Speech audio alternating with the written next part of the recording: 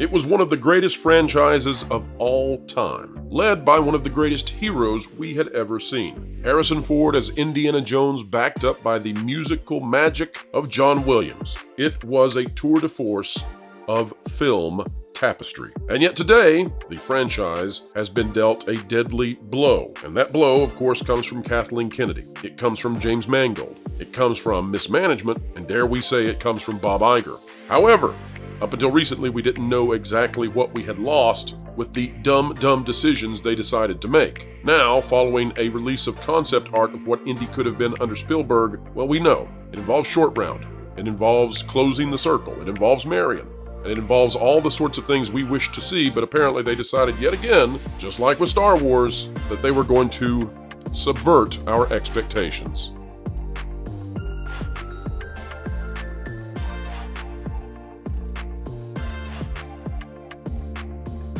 Hello folks, welcome back to the channel that never subverts your expectations. I say we dare exceed your expectations, and that's what every single entity out there that wishes to have your time or your money or whatnot, they should be attempting that at least. And that's what we're here to do as we explain entertainment and keep you ahead of the culture curve. Today we're talking about Indiana Jones, and perhaps for the very last time, as we discuss what could have been now that we know what was shown and what they were looking to do before Kathleen Kennedy and James Mangold stepped in and stepped out of success. Messed everything up, mucked it up real good. Let's bring on the panel. Let's discuss it right now. Indiana Jones, the Dial of Destiny, and how this came to be the train wreck that it is. I mostly just want to get the thoughts from the panel on this because I've already covered this. And I guess what's fascinating to me is that somehow Kathleen Kennedy, James Mangold, and Lucasfilm were able to rip victory away from the jaws of victory and replace it with just absolute abject failure yet once again.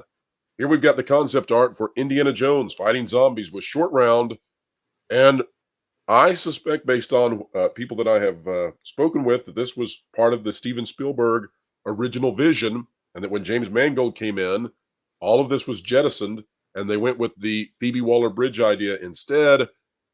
And I just think, that's a $1 billion mistake. It has to be.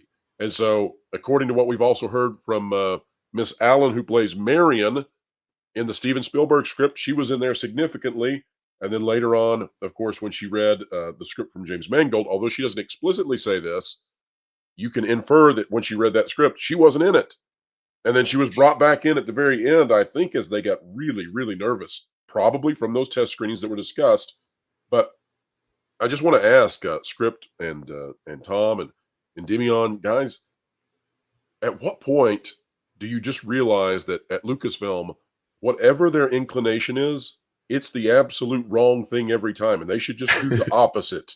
Whatever they feel they should do the opposite of that. That would be successful.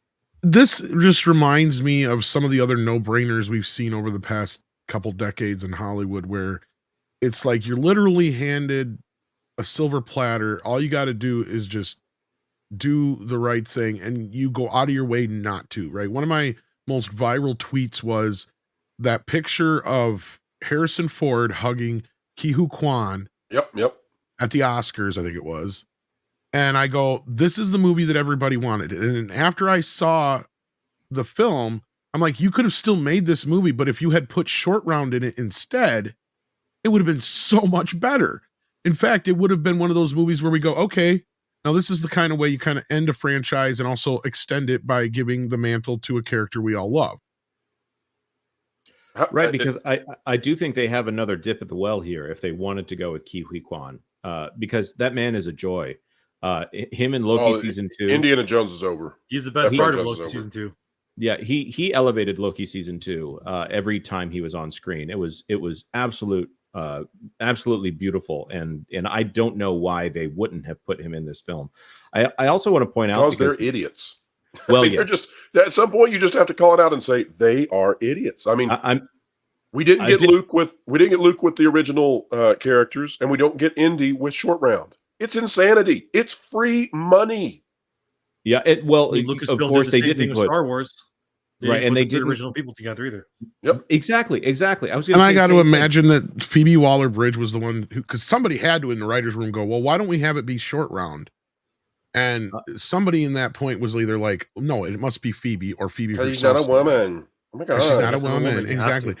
Yeah. And I it makes wasn't no meaning sense, but I wasn't meaning to take over your screen, Pro, but if I share it, it automatically does it. I just want to point out this is where James Mangold throws John Williams under the bus here, pointing out John Williams on December 12th. He says, shoot another ending. No indie will still be lectured on his white privilege 20 minutes in. Mangold comes in and says, John was mistaken. Maybe read Twitter too much. We're not shooting new endings. Never did. The film is 99% finished and being rated by the MPAA.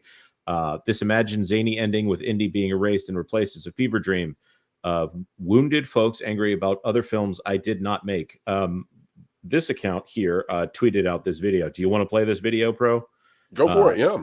Yeah. Here are 3 pieces from Indiana Jones 5.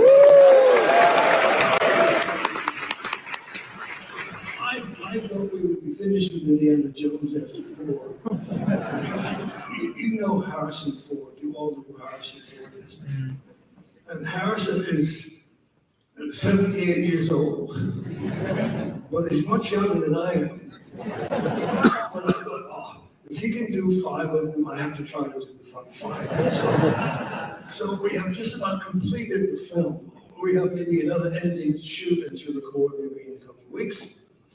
And that's it, right there. And it lines up exactly with when we think that Karen Allen was called in to do the new ending. Everything lines up, and now James Mangold himself has essentially admitted that they had multiple endings, that this thing was scrapbooked together. Script, is it time for Lucasfilm and Marvel to end scrapbooking, and is it time for them to stop self-inserting their own characters instead of going to the characters that will make lots and lots and lots, and I mean lots of money? Well, I mean, scrapbooking is always going to be a method when it comes to audience testing. It's unavoidable. The question is like, well, what are they attempting to swap out in favor to gain that audience positive ranking that they're looking for? You just need the right people in there who are properly paying attention to what their test audiences are reporting. But test audiences have been on the decline since the pandemic. So we're not even getting a full proper test audience for feature films these days. The most we're getting are friends and family test audiences, as opposed to the blind test audience. I knew people in California who they made a living being test audiences. They'd be watching 7 to 8 movies a week, and then pulling in some decent cash for that. And also they'd be selling some leaks and spoilers to various trade outlets as well. They haven't been doing that much recently because some of the major studios have reduced how often they do there's those test screenings. Really, this is just the trickle down effect when it comes to bad management and over management. When it comes to, say, Steven Spielberg saying, yes, I want to do I'm willing to do Indiana Jones 5. I really want to play with Ke Huy Quan again and short run character, see where he is. But when Kathleen Kennedy says, well, we want to go in this other direction, and Steven Spielberg leaves, his ideas go with him. And that's part of the course for any director that wants to do a project under an IP. When they leave, their ideas leave. Do you think that Kathleen Kennedy may have pushed for a roster change in terms of dropping short round, and that may have been part of why Steven Spielberg exited? I mean, it's not implausible. I mean, this concept art suggests we were way down that path. I mean, I don't think people realize. I don't get the feeling that this concept art was made on a whim of just, oh, this is what it could be. This looks to me like something where they had a pretty good idea of what they wanted to do. This was, that's just my thought, because we have context-specific enemies. And, folks, we have some kind of gem in Indy's hand that was probably the original MacGuffin. And I think it's only utterly too ironic that it looks like Indiana Jones is indeed holding the Pander Stone. Perhaps he in Short Round had attempted to steal a Pander Stone from Kathleen Kennedy, and she stopped it with Phoebe Waller. That would have been a better movie. It would have, absolutely. Would have been way better. And who doesn't like Indiana Jones fighting zombies, right? Looks like we haven't seen him fight zombies really, so it'd be nice, yeah. Yep, I'd go for It's the zombies. problem with every single Lucasfilm thing. Every single property when Kathleen Kennedy took over, she just, as South Park puts it, she puts a chicken in, makes it lame and gay. That's what she does to And all of it. she looked at those zombies and said, "What if we make our franchises zombies instead? Let's do that." Yeah, and then she self-inserts herself by putting a strong white woman with brown hair who looks Always just a like her brunette. in every single thing. Every single time. You're exactly Every right. single time. Look at Well, Ray, and I look think at it's Phoebe Waller-Bridge, same thing. I think it's obvious that Trey and Matt are bigger indie fans than they are Star Wars fans. Because notice they didn't really do much with the prequels, but when Indy 4 came out, they sure did. And they didn't do a whole heck of a lot throughout the first few Star Wars movies other than the member berries thing. But when the new Indiana Jones movie came out, that's when we got this recent episode or special, basically. So Right. I, They've had I enough of remember I her remember now. the episode of South Park where I can't say the word online, but when George Lucas and Steven Spielberg are chasing Indy through a forest. When they had a Yeah. deliverance Hillbillies. moment. yeah, and the I don't funny wanna thing about that yeah. is I kept trying to I kept saying, like, the sad part about this, I think that the Trey and Matt got it wrong. It should have been roles reversed, because Steven was the one who got the message right away and changed the whole ET thing back, although he suffered from that, and people still think that he had never changed it back. And it's like he's never released that version ever again. It's only been released once and never Right. again. It's only been the theatrical cut, to where George insistently continues to change his films all the darn time. Just ruined American Graffiti again.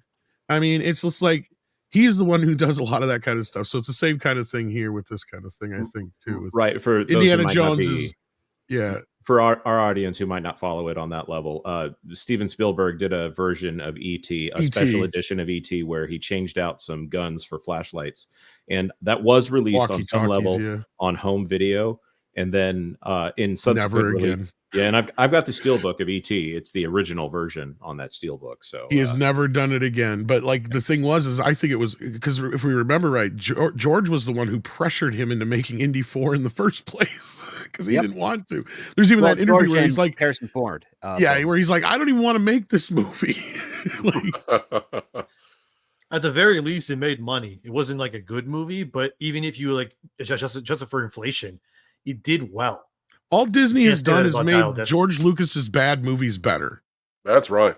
And I think that's why when I say it's a $1 billion mistake to not put Short Round in the film, I think God, that's yes. right, because if you look at the money that it made off of Crystal Skull, surely it could have at least made equal with that, considering the inflation for movie tickets. It didn't even come close. And that has to be from the audience saying, I am not going to go watch this Kathleen Kennedy tripe again. I'm not going to go It's that, watch and it's Jake and it's also Skywalker. because, like I said, because Disney Plus exists, and a lot of people these days just go, "Why would I watch this in theaters? I'll wait 2 months. I'll watch it on Disney Plus," and that's Well, that's we'll just be how we'll it be is now. watching for the ratings for Indy. That will be very fascinating when that comes out with I Nielsen. think it just dropped. Yeah, and But let's yeah. not forget that they canceled the Disney Plus Indiana Jones series that was in the works on some level Yes. before this thing came out. And folks, that is a wrap for today. We hope you enjoyed it.